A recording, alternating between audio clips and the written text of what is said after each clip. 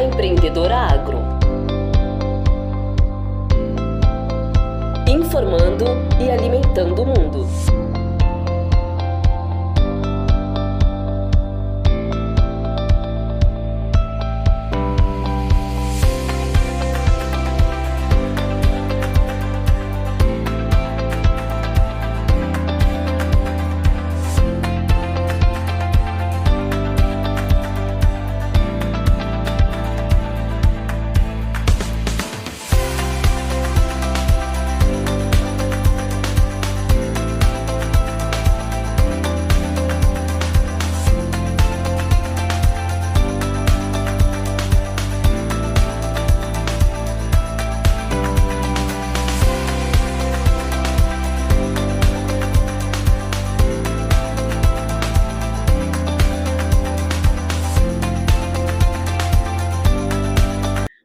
Olá a todos, meu nome é Cristiane Moreira Rossoni, sou colunista e embaixadora da revista A Empreendedora.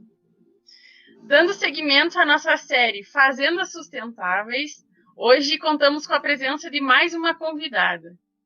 A convidada de hoje se chama Roberta Mello, é produtora rural e presidente da Comissão Nacional de Mulheres Agraristas, a CNMAL.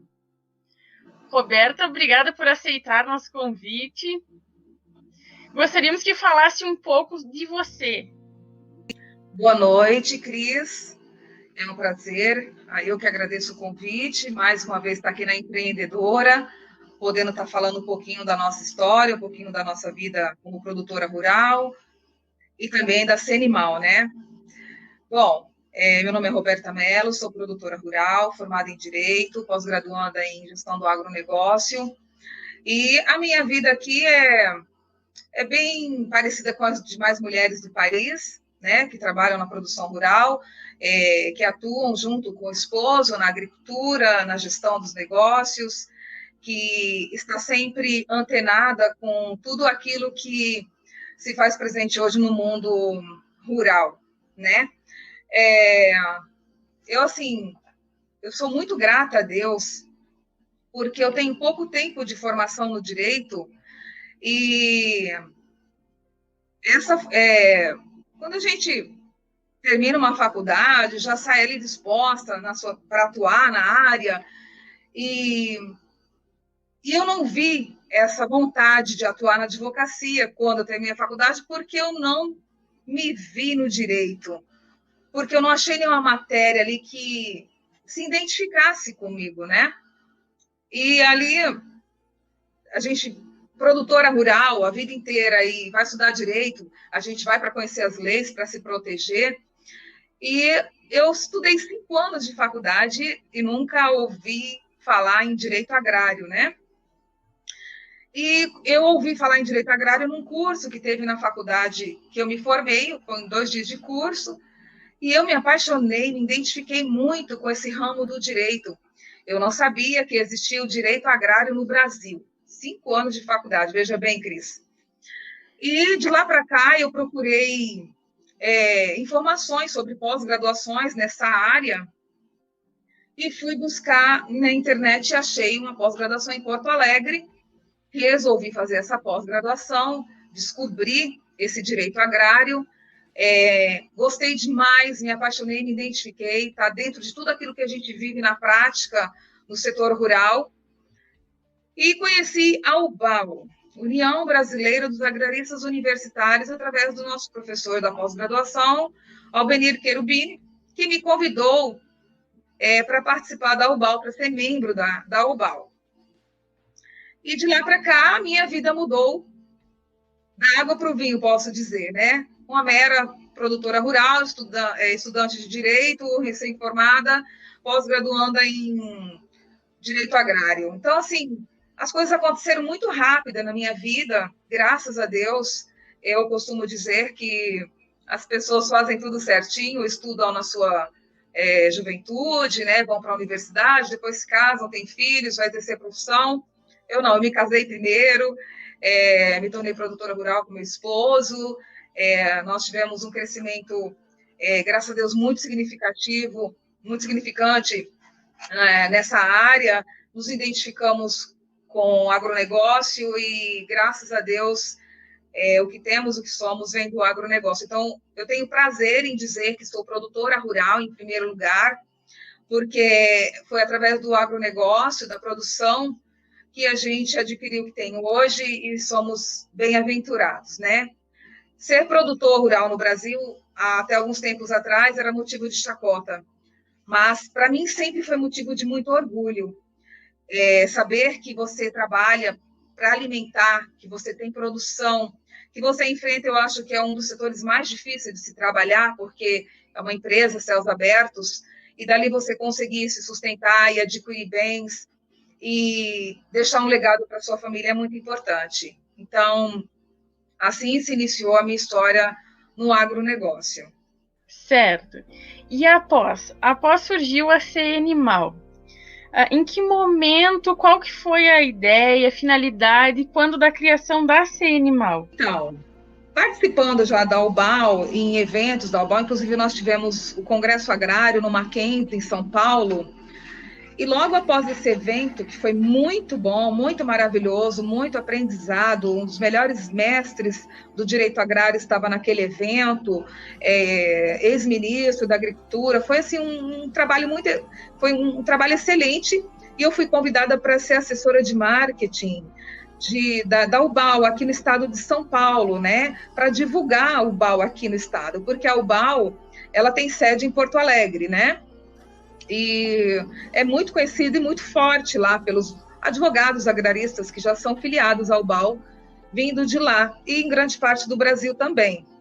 Mas eu gostei muito da ideia do direito agrário, eu pensei, poxa, essa questão do direito agrário tem que ser divulgada mais a fundo. Eu comecei a postar no meu Facebook, que o UBAL me convidou para fazer esse marketing aqui no estado de São Paulo. Então, no mês de outubro, esse evento foi no mês de agosto, no mês de outubro teve o evento de mulheres em São Paulo, mulheres do agro em São Paulo, no Transamérica. E eu tinha muita vontade de participar desse evento, que era só para mulheres, muito bem divulgado, e ele só cresceu, e eu, naquele ano, eu falei, olha, eu vou nesse congresso de mulheres. Resolvi da noite para o dia, comprei tudo no final, assim, já do evento, tudo muito mais caro, resolvi e fui. Quando eu cheguei lá, eu vi aquele evento maravilhoso, né? Quase 2.000 mulheres, muitos palestrantes, inclusive do exterior. E de tudo que eu ouvi e percebi nesse evento, se falava de tudo que estava agregado ao agronegócio, menos do direito agrário. E aquilo me chamou a atenção. Como eu estava na pós, estava muito empolgado com o estudo, eu falei, eu vou procurar quem que é o organizador deste evento, para eu falar para ele que precisa de alguém falando do direito agrário nesse evento, porque nós temos milhares de mulheres aqui, agricultoras, que precisam conhecer os seus direitos como produtora rural, e alguém precisa falar disso. E eu conheci o Tejon Megido, que é o organizador temático do evento, contei a história para ele da UBAL, contei a minha história, e falei para ele que havia essa necessidade ali. Havia várias advogadas no evento, que eu as conheci, produtoras rurais, e que havia uma necessidade da gente ter alguém falando do direito agrário ali, para nós, produtoras rurais. Eu falei como produtora, não como operadora do direito. E ele achou muito interessante, e nesse inteirinho eu liguei para o doutor Darcy Zibete e o Albenir Querubini, disse a ele que conhecia o Tejon e que ele queria conhecer a UBAL. Ele achou muito interessante essa questão do direito agrário, que ele não havia pensado nisso, que era muito pertinente e importante para o setor. Afinal, a segurança jurídica é o que garante a segurança dos negócios do agro, né? E aí, ambos, o presidente e o vice-presidente, deu a ideia da gente criar a Comissão das Mulheres Agraristas da UBAL, na qual hoje eu sou presidente dessa comissão. Nós juntamos o nome das agraristas que já eram filiadas à UBAL, criamos um grupo, e desse grupo criamos um grupo de Instagram para divulgar artigos, para divulgar tudo que eu vou falar em outro dado momento aqui dessa entrevista. E então, estamos com 1 ano e 3 meses, e graças a Deus, deu super certo. Foi um marketing assim, muito bem feito. Valeu muito a pena a construção desse grupo, o empenho, tudo que está sendo feito e divulgado o direito agrário, isso despertou interesse em muitos advogados, foi muito bom, maravilhoso. Eu sempre digo que foi um presente que Deus me deu, né? A minha curiosidade gerou um grupo de mulheres que realmente estão levando para o Brasil esta inovação também. Embora o direito agrário ele exista desde 1964, mas ele não era divulgado pertinentemente como deveria ser, por ser uma matéria tão importante para o setor do agronegócio. Eu posso te dizer, Roberta, como integrante, como membro da CNMAL, que é extremamente importante a atuação que a CNMAL tem, tanto a CNMAL quanto a UBAL, e os projetos que são desenvolvidos, que a gente vai falar daqui a pouquinho, enfim, todas essas questões que devem ser conscientizadas, deve se conscientizar a todo mundo e que nesse momento precisam ser debatidas. Bom, falando um pouquinho mais a respeito da CNMAL, qual é a visão que a CNMAL tem da defesa do meio ambiente, com a defesa do meio ambiente? Olha, a CNMAL ela tem agraristas de vários nichos do direito agrário, né? Nós temos advogada que atua com as demandas agrárias e ambientais. E a visibilidade das agraristas, inclusive, ela está, assim, aqui você fala também dos projetos, né, que nós temos, que está tudo incluso no que eu vou falar aqui. Já vou responder duas questões em uma só. A CNMAL, desde que da sua fundação, ela tem... Nós criamos nosso Instagram, né, para divulgação do direito agrário.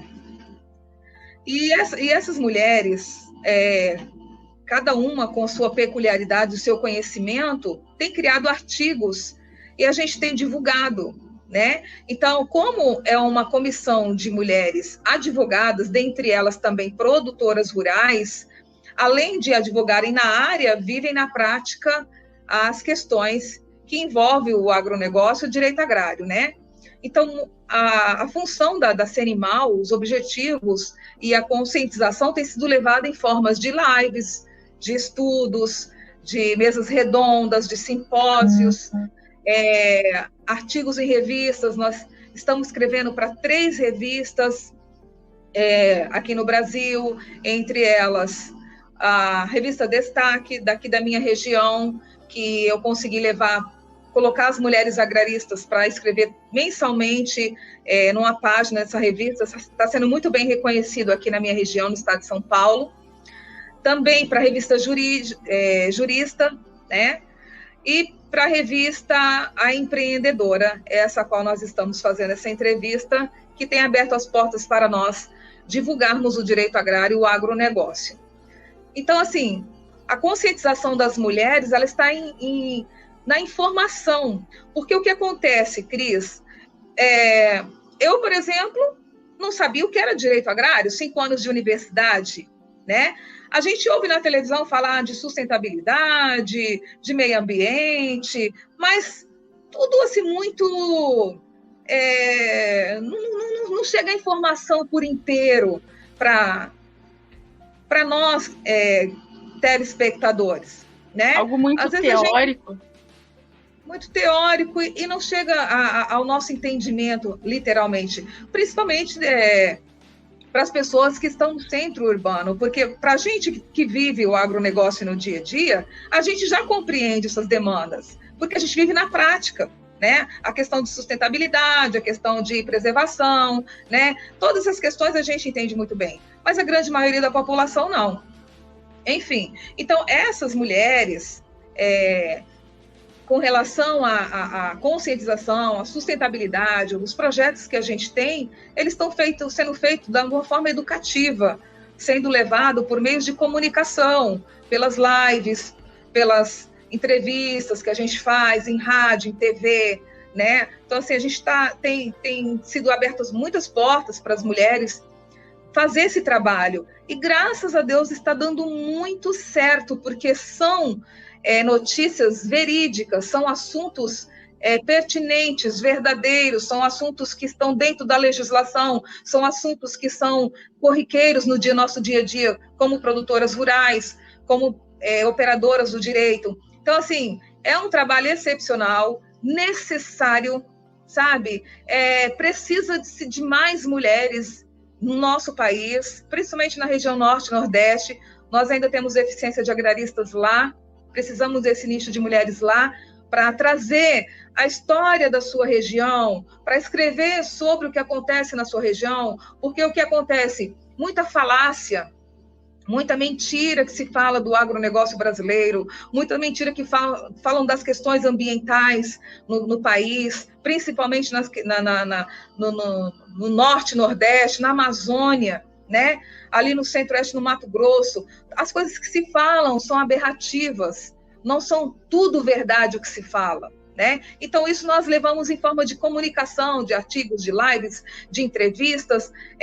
Graças a Deus, isso tem fomentado muito o direito agrário e despertado muitas pessoas para esse ramo. Até mesmo em questão das universidades, né? Levando para as universidades essa questão do direito agrário. Porque, só a título de exemplo, eu também passei exatamente por isso.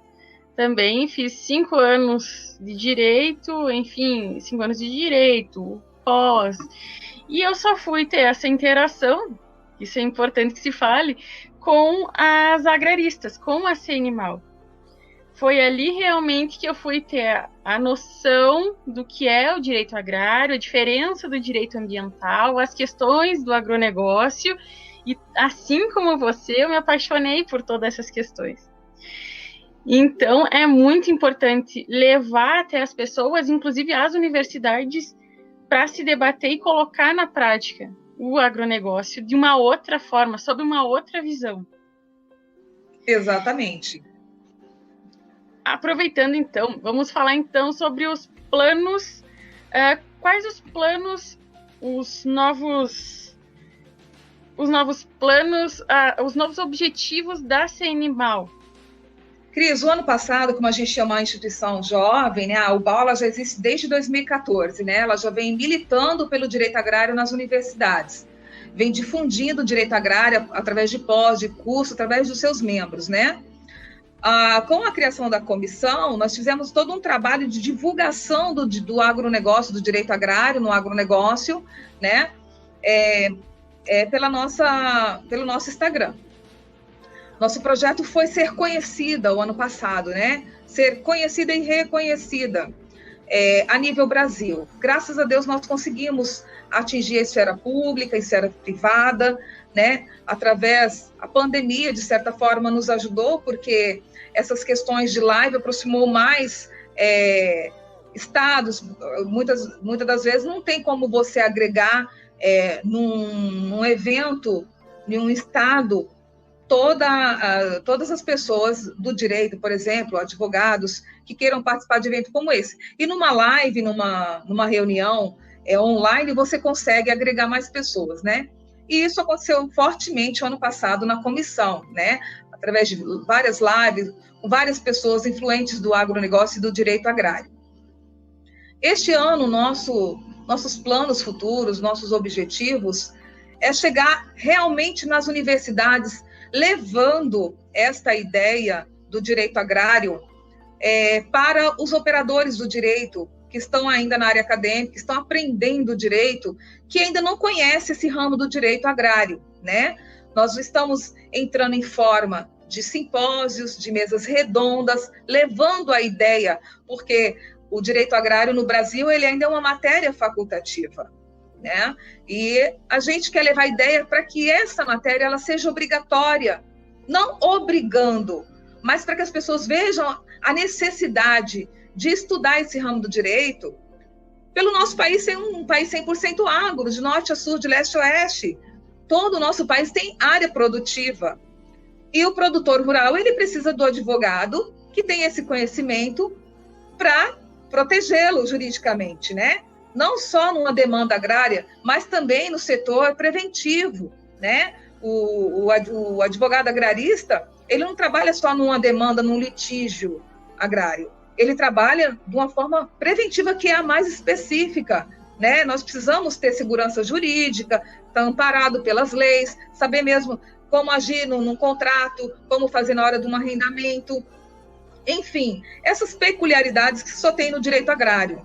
Então, a nossa ideia é levar o quê? Através de lives, de reuniões, de simpósios, essa ideia e cursos de pós-graduação, cursos extensivo, sabe? Para que esse grupo, que ainda é universitário, tenha essa oportunidade que nós não tivemos, né, Cris?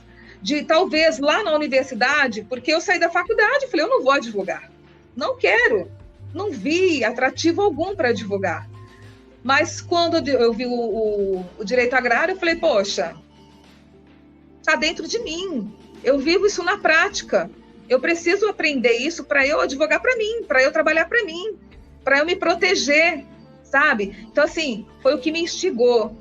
E eu acredito que, como eu, tem vários operadores do direito que estão nessa área e não conhecem. Acredito que hoje não é mais algo tão distante como foi no meu tempo, né? Que há 8 anos atrás eu entrei na faculdade, apenas 3 anos eu me formei. Então, assim, hoje já está mais difundido, já está sendo levado para as redes sociais.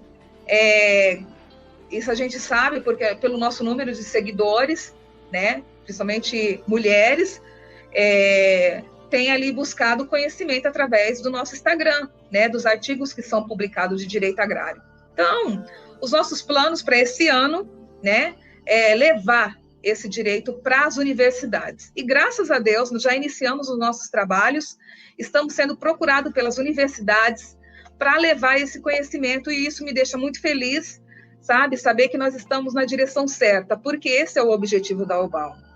O direito agrário pode-se dizer que é um novo mundo, ainda desconhecido por muitos, mas que, se fizesse parte de todos os bancos acadêmicos, as pessoas poderiam pensar de uma forma diferente e talvez até pensar em outros negócios que não pensavam antes, como é o que a gente vai tratar nessa próxima questão, que é sobre a fazenda, na verdade, a propriedade rural planejada, sobre a propriedade rural planejada.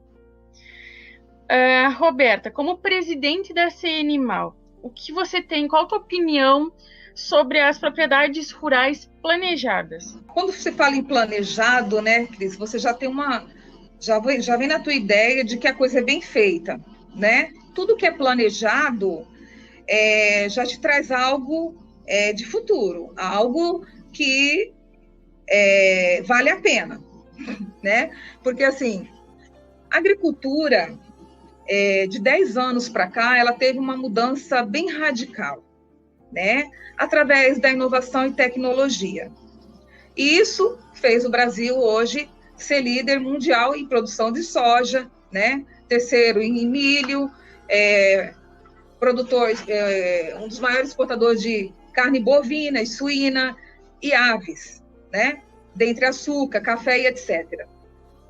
Isso tudo se deu devido a esses planejamentos, né? O produtor rural, independente de tamanho de propriedade, se pequena, média ou grande propriedade, que ele se preparou, que ele entrou na realidade da globalização, porque da forma que o mundo ficou globalizado, que nós tivemos o livre acesso, né, a liberdade econômica, nós tivemos que também levar para esses países do qual nós exportamos alimentos, um alimento sustentável, um alimento com segurança, né, com sanidade e etc. Então, o produtor rural ele teve que se adequar a tudo isso para ele se engajar nesse mercado.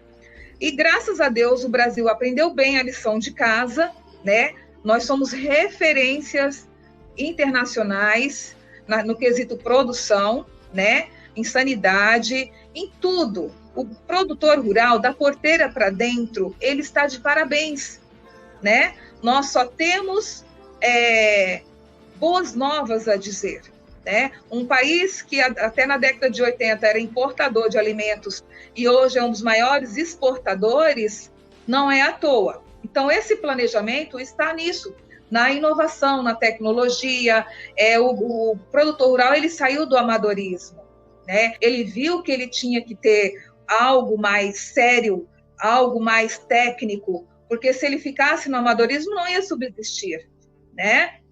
Hoje, a questão alimentar, a segurança alimentar é algo precioso, principalmente para exportação. Então, o produtor rural ele está equiparado na questão gestão do negócio dele. Ele está preparado, ele está amparado por técnicos, né? A gente hoje não consegue tocar uma lavoura de soja, por exemplo, sem o nosso engenheiro estar ali, né? Supervisionando aquilo que a gente tecnicamente não entende, só o engenheiro agrônomo, né? Então, da mesma forma, aí entra também o advogado agrarista, né? Quando ele vem com aquele processo preventivo, né? Com as questões ambientais, com a questão do CAR, com a questão de contratos agrários, de um contrato bem forjado, bem feito, bem ajustado.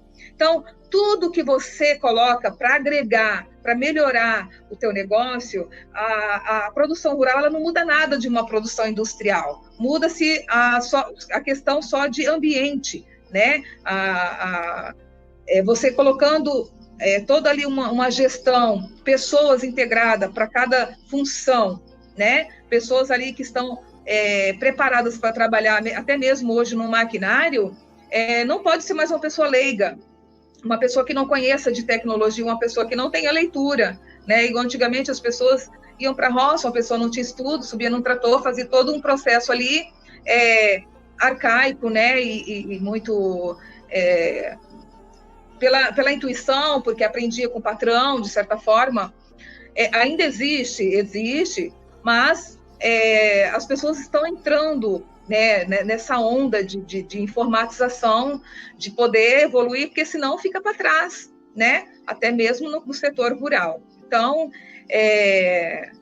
a organização de uma empresa, a gestão de uma empresa, quando ela é bem gerida, não tem como dar errado, né? Principalmente nos dias de hoje, que a questão alimentar ela é essencial, né? A pandemia aí mostrou que ela é essencial e ela precisa funcionar mediante a qualquer situação, a qualquer adversidade que venha surgir no mundo. A pandemia a Covid-19 nos provou isso. O Brasil é celeiro, o Brasil é produtivo, o Brasil está literalmente preparado para qualquer situação adversa. Sobre autossustentável, fala-se muito em propriedades autossustentáveis, que até tempos atrás não se ouvia, né? Se tinha uma visão arcaica sobre isso, se tinha uma visão no seguinte sentido: eu vou lá, faço minha plantação, faço a colheita e acabou ali minha cadeia produtiva. Hoje, eu posso utilizar de diversas formas dessa autossustentabilidade, como, por exemplo, utilizar os resíduos de uma outra forma, né? O que você poderia nos dizer mais a respeito desse tema? É o que a gente faz aqui na prática, na realidade, né?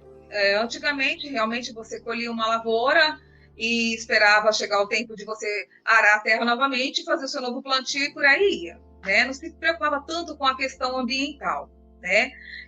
No meu caso aqui, por exemplo, a gente tem 5 atividades, dentre elas, produção de soja, produção de milho, produção de semente de pastagem e feno, e também nós criamos gado, né? Então, a nossa propriedade ela é literalmente sustentável. Por quê? Da palhada da semente, que antigamente a gente colocava fogo, né? Porque você precisava da terra limpa para arar e plantar novamente, né? Que é diferente da soja, que é feita no plantio direto. E ali nós botávamos fogo até 2010, até 2013 aconteceu isso. A gente colocava fogo. Então, aqui a minha região, por exemplo, essa época que começa as colheitas, era insuportável de tanta fumaça, porque você imagine aí, aqui nós vivíamos praticamente desse plantio de semente de pastagem, e todos os produtores que tem aqui, mais de 100 produtores de semente de pastagem, colocando fogo nas suas propriedades ou nos seus arrendamentos, como que era a cidade aqui. Então, era insuportável. E também, dá para ajudar, que era aqui a cana, já foi muito forte, não está tanto assim mais, mas ainda ainda temos bastante plantio de cana por perto. Então você imagina a queimada da cana e a queimada dessa palhada, né? Aí veio as questões ambientais, que isso seria proibido, e foi proibido realmente. Então, o que teve que ser feito com aquela palhada? Aquela palhada foi produzida uma máquina para triturá-la, para ela virar ali uma matéria orgânica, né? Só que, mesmo assim, atrapalhava para o plantio da semente, que é diferente da soja, que é uma semente, uma gramínea, e a soja é uma leguminosa. Aí, o que foi feito? Começaram a trazer do Rio Grande do Sul as máquinas de feno, que é muito feito lá de arroz, né? Muito feito de tifto, de algumas gramas para cavalo, principalmente, né? E trouxeram para cá e a gente faz feno, tanto para alimentar o gado, quanto para venda, porque, assim, produz muito, então a gente enche barracões, coloca embaixo de lona, então tem que vender, porque não dá conta, acaba a seca, ainda tem feno. Então a gente vende também, é uma atividade econômica, e isso tornou a nossa propriedade sustentável, sabe? De uma forma inteligente, de uma forma rentável, e graças a Deus deu muito certo. Então acabamos com o problema das queimadas, acabamos com o problema que impedia o nascimento da semente, que petrificava muitas vezes, quando chovia muito, porque tinha muita palhada, e atrapalhava na produção. E graças a Deus temos um lucro com isso, né? Aproveitamos o pasto, né, para o gado comer, aproveitamos a palhada e produzimos semente. E na soja não é diferente, né? A gente fazendo plantio direto, você aproveita ali aquela palhada de cada ano de produção, mantendo a sustentabilidade da terra, né, os seus nutrientes. Então, a sustentabilidade hoje só não faz quem não quer, quem ainda está no amadorismo. Mas as questões tecnológicas vieram para agregar, ajudar. E no momento que nós começamos a agregar tudo isso, que a gente começou a ver a rentabilidade realmente dos nossos negócios. Porque você está ali agregando valor, você está sustentando o teu negócio e tendo a tua atividade econômica rentável. Então, foi maravilhoso. E isso está acontecendo em todo o Brasil, né? O Brasil despertou para esta questão de sustentabilidade. Inclusive, Cris, eu quero aproveitar o gancho dessa pergunta para alertar as pessoas que falam, que não sabem, né? Que falam muito mal do agronegócio. O produtor rural no Brasil, ele foi demonizado, né? Por quê? O produtor rural está acabando com o meio ambiente, está botando fogo no mundo. O produtor rural, ele põe o veneno na roça. Tudo contrapondo aquilo que é verdade, né? Sobre a questão produtiva no país. Então, Cris, o que acontece com o Brasil? Existem as pessoas que queimam? Existe?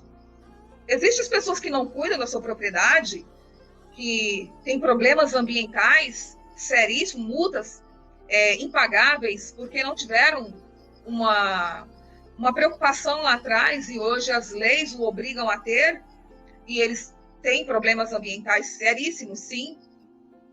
Mas de lá para cá, o produtor rural também ele não consegue ser produtivo se a terra dele não estiver livre dessas coisas. A exemplo de um crédito rural. Se a minha propriedade não tiver um CAR, eu não consigo tirar um financiamento. Então, isso prova que a minha propriedade está apta para ser produtiva, porque na hora que eu vou financiar lá no banco, eu tenho que ter o meu cadastro ambiental rural, tudo em ordem, meu georreferenciamento, tudo em ordem, senão eu não consigo fazer um financiamento. Então, isso é a prova de que o produtor está fazendo certo. Agora, quem está fazendo errado é quem está lá no centro urbano. Você imagine cidade com milhares e milhares de pessoas que consomem diariamente produtos, né, industrializados, e esses produtos são levados para onde? Né? A gente vê a questão dos rios, Rio Tietê, eu sou paulistana, eu morei em São Paulo a potrificação, que é aquele rio de sujeira, né? O Rio Pinheiros. Então, o problema está na cidade.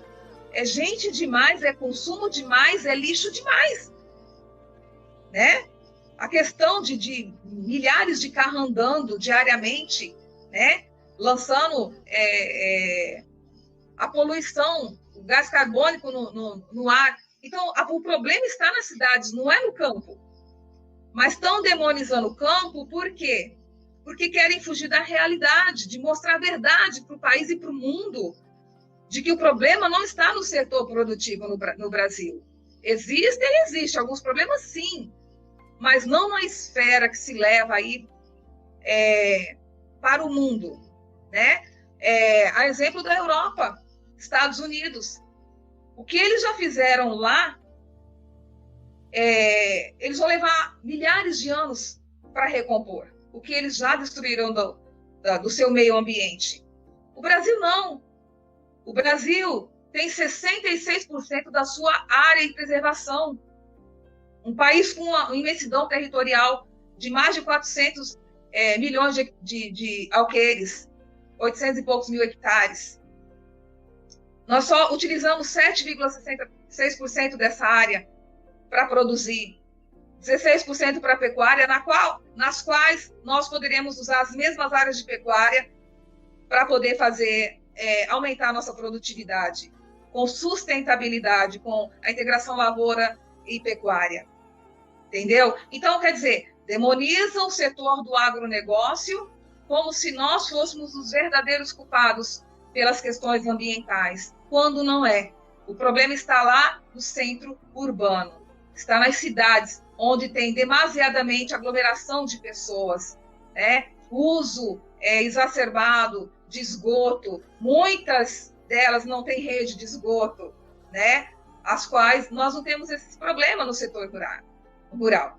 Então, assim, é muita aberração, é muita demonização que se faz no nosso setor, e isso é terrorizante, porque nós que somos brasileiros, nós que estamos na prática do agronegócio, temos toda a ciência e consciência que isso é mentira, né?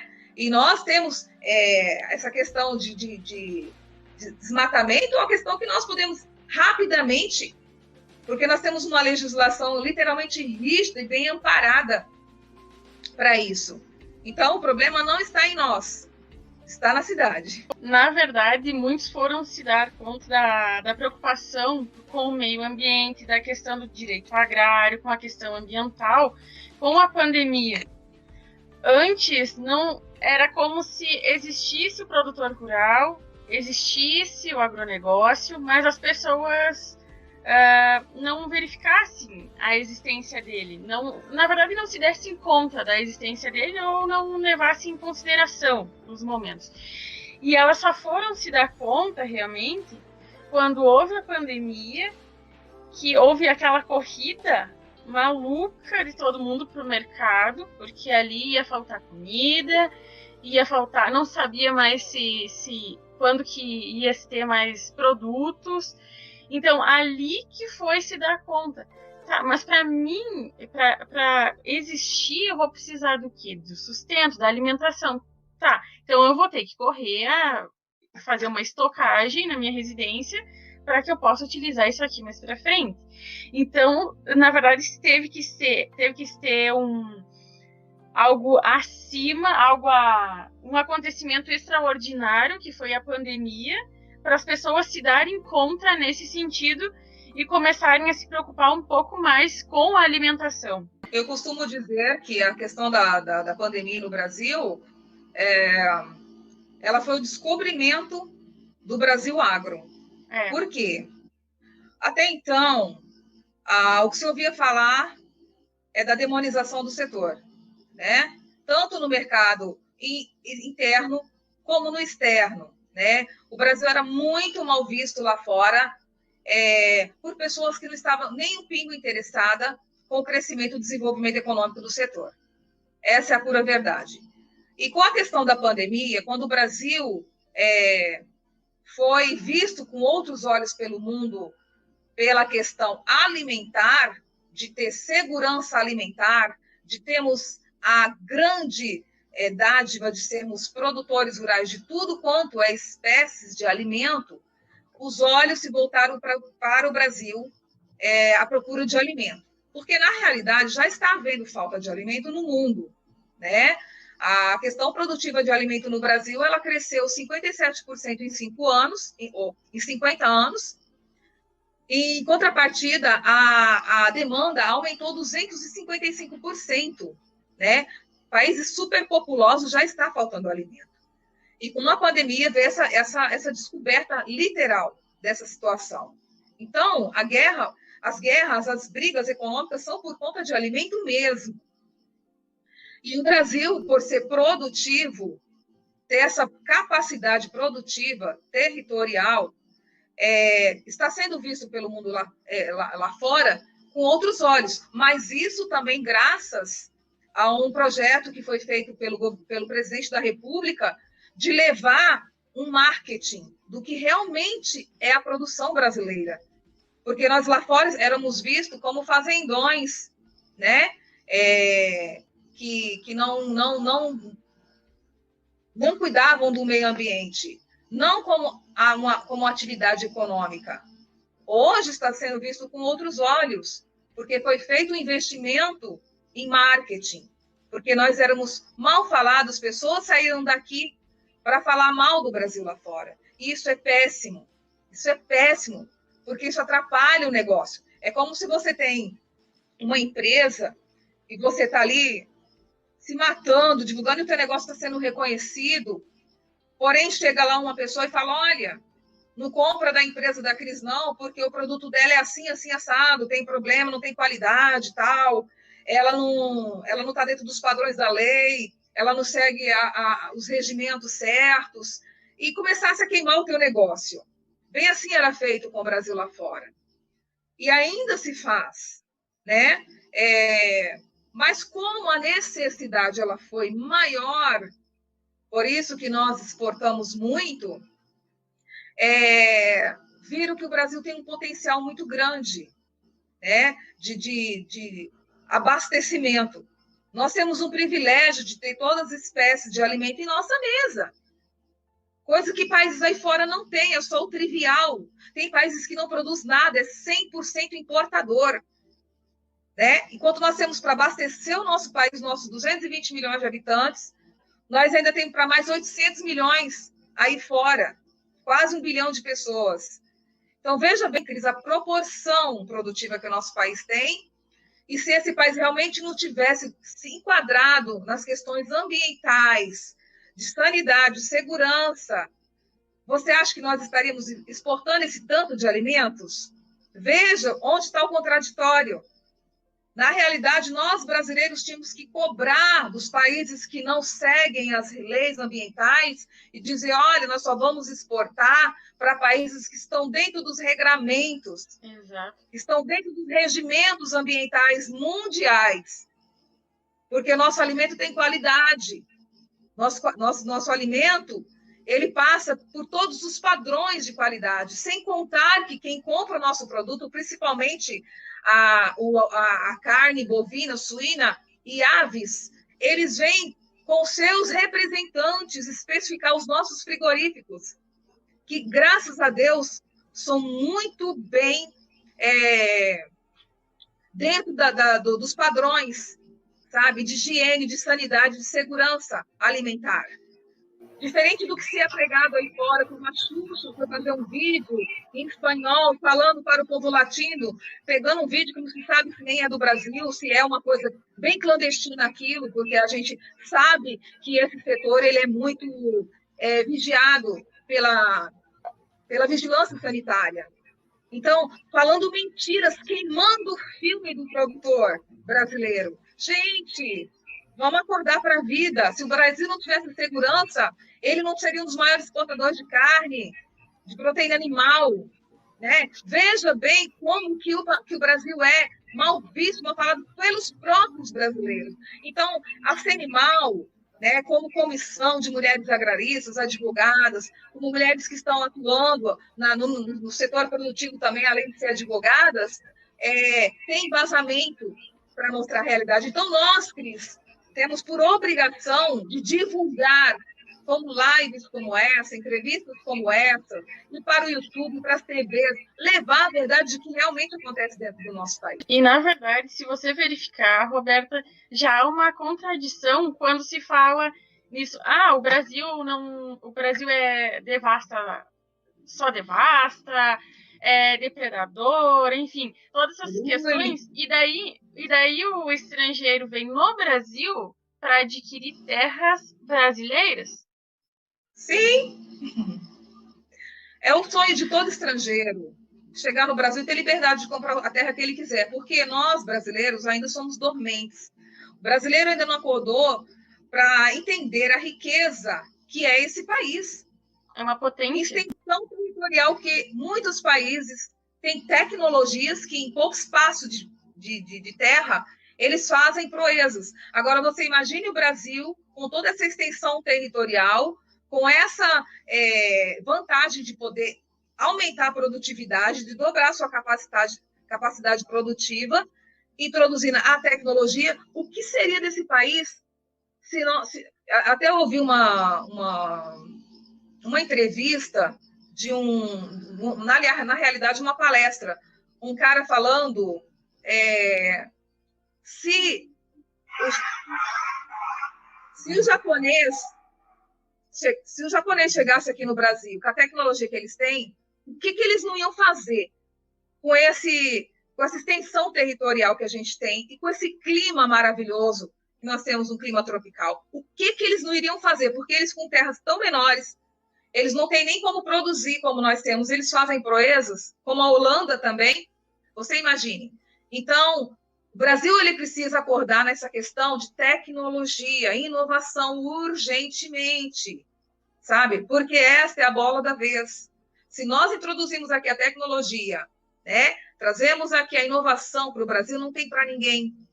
Por isso que essa guerra mundial, os olhos grandes nas terras brasileiras, a questão de queimar o nosso filme lá fora, pessoas ambientalistas, né, entre aspas, que falam e pregam o que querem, não pregando a realidade do que realmente é o nosso país, um Brasil literalmente sustentável, um país que preserva 66% da sua área. Então, não tem o que se dizer contra um país desse. O país é exemplo. O Brasil é exemplo para os países lá de fora, porque nós somos jovens, nós temos apenas 500 anos.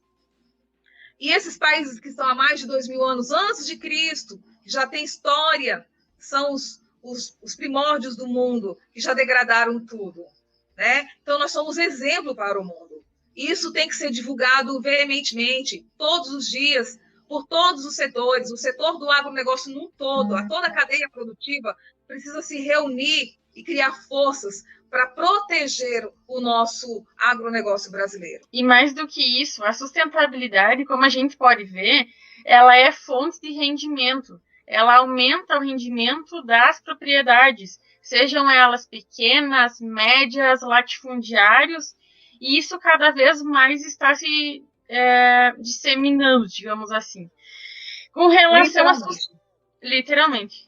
Com relação à sustentabilidade. Então, a gente pode afirmar que ela não é um prejuízo, e sim um lucro. Um lucro não só para o país, para o produtor, para a sua família e, claro, para as futuras gerações. Com certeza. E, aproveitando o gancho ainda dessa questão, o que precisa ser feito hoje dentro do Brasil? Essas falácias foram levadas para universidades, para cursos, para ONGs, para diversos setores, até chegar no exterior. Falar que o Brasil não é sustentável, que o Brasil desmata, que o Brasil isso, que o Brasil aquilo. Tá. Para resolver essa questão no Brasil hoje, é uma questão de educação. Por isso que eu disse que precisa de uma unificação dos setores, do elo da cadeia produtiva num todo no país, e trabalhar fortemente em cima da educação ambiental. Mostrar para o Brasil, mostrar por meio de vídeos, mostrar estados, de programas de televisão. Precisa-se mais de programas assim, para mostrar para as nossas crianças, para os nossos jovens, essa questão de sustentabilidade no Brasil, como o Brasil é um país sustentável, como um Brasil que vive a realidade realmente do que é a sustentabilidade, do que é a segurança desse setor. Roberta, aí no interior de São Paulo, há intensa participação das mulheres no agronegócio? Ainda se vê poucas mulheres? Qual que é essa participação das mulheres? Pouquíssimas. Pouquíssimas, eu falo até por mim, porque na minha região, sou da região de Presidente Prudente, na minha região, basicamente, sou uma pioneira, exercendo um perfil de liderança, né, de uma comissão de mulheres e de fomento, né? Eu sou uma das poucas mulheres aqui que tem um trabalho de fomento do agronegócio, mostrando a realidade do agronegócio, da necessidade do crescimento, da necessidade da mulher se introduzir, da mulher estar ali ativa junto com o marido, com a agricultura familiar, com a questão da mulher estudar, né? É muito fraco ainda, sabe? Eu estou numa militância ainda para trazer essas mulheres para perto de mim, para que elas entendam que a necessidade da mulher hoje, ela está ao lado da família, ao lado do marido, ou muitas produtoras rurais que são viúvas, são separadas do marido, têm uma propriedade rural, e precisa estar mais atenta, mais dentro dessas questões de liderança, de estar buscando conhecimento, né? É tanto que as mulheres têm se destacado no país, em algumas regiões, com um número mais volumoso, devido a essa busca por conhecimento, né? O agronegócio, ele nos obrigou a buscar conhecimento, tanto técnico como jurídico. Então, quando você parte para a questão de conhecimento, a tua mente se abre, né? Até antes de conhecer o direito agrário, a minha mente ainda era muito pequena com relação a isso, a necessidade da mulher buscar conhecimento também para agregar nos negócios, porque não é fácil você manter uma empresa rural, né, que é uma empresa a céus abertos, aquilo ali é o homem da casa, ele tem que se preocupar com a questão da gestão, com a questão de produção, com todas as questões, ali é o dono, não tem aquele ditado que fala, o olho do dono é que engorda o boi?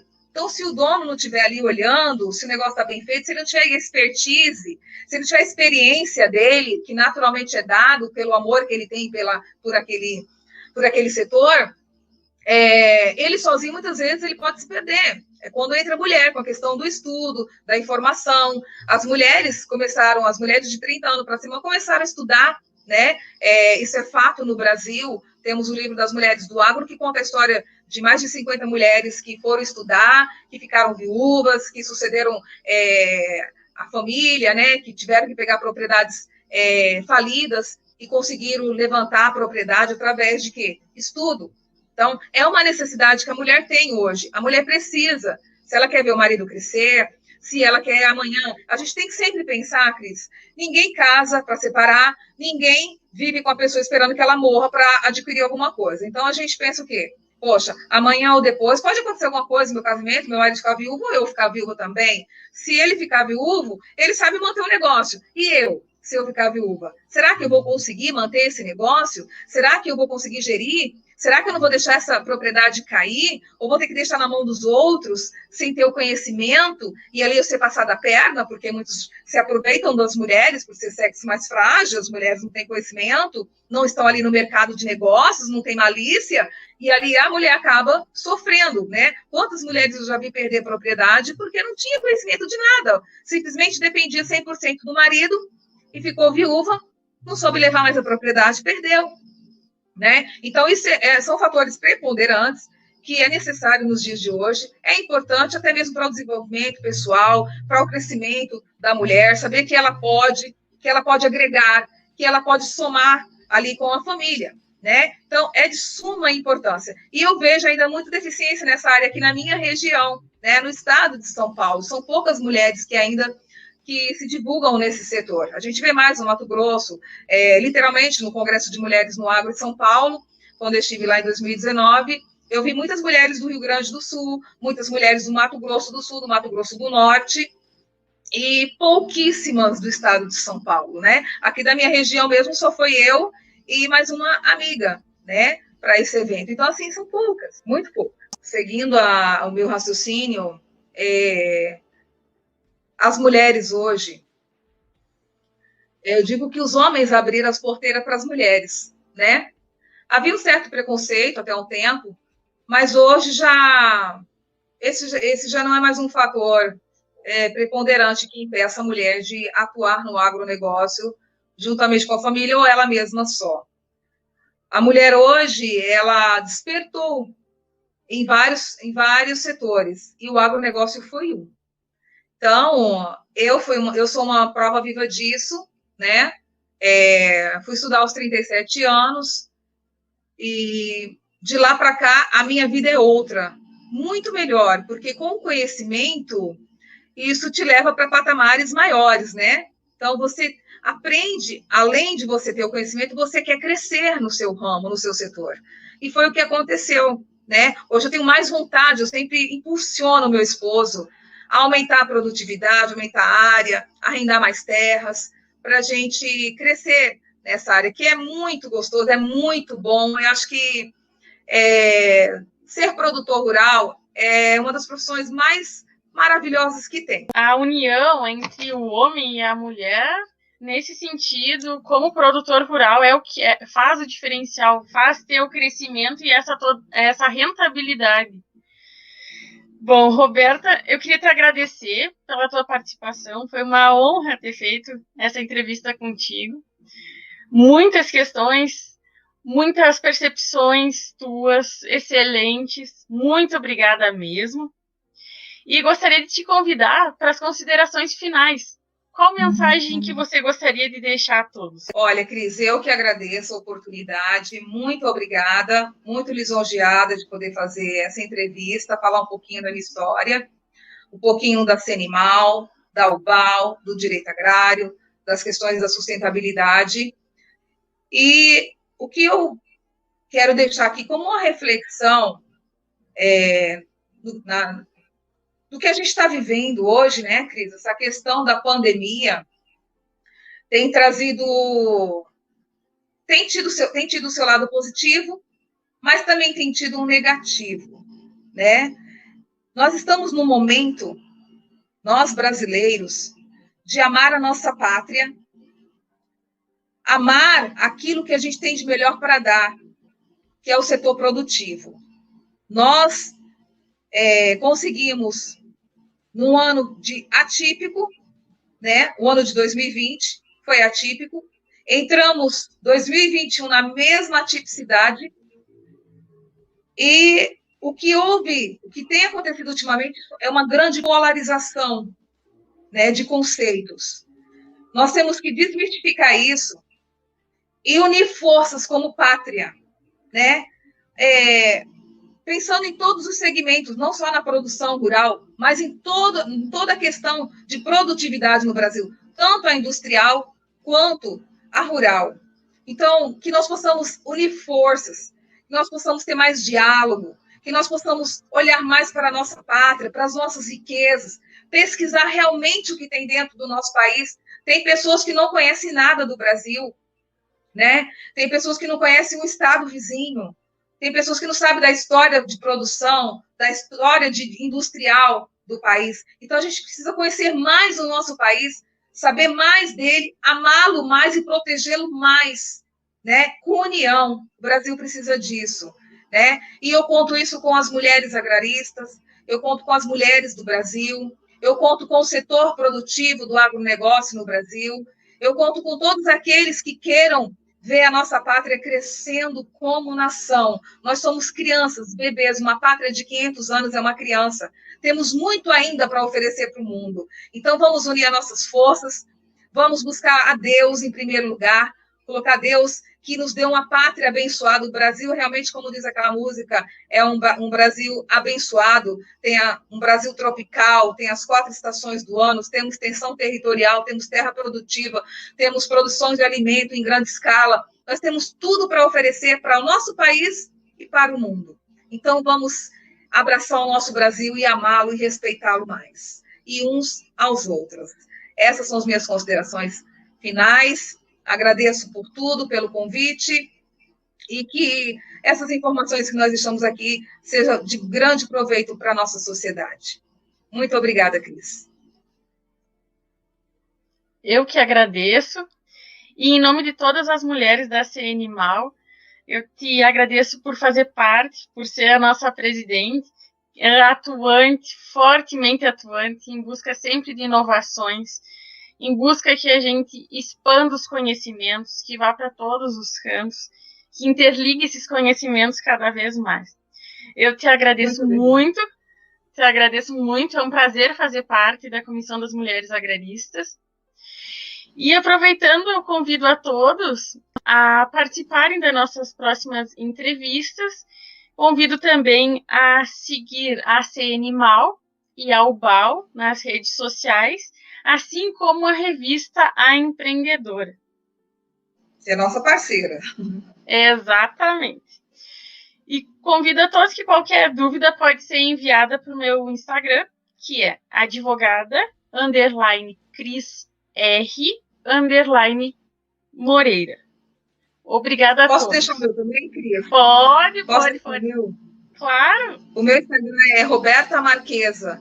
Siga o nosso trabalho lá, a gente está sempre colocando as nossas atividades, a nossa produção. É bem interessante. Convido as mulheres a nos seguir. Muito obrigada. Eu que agradeço.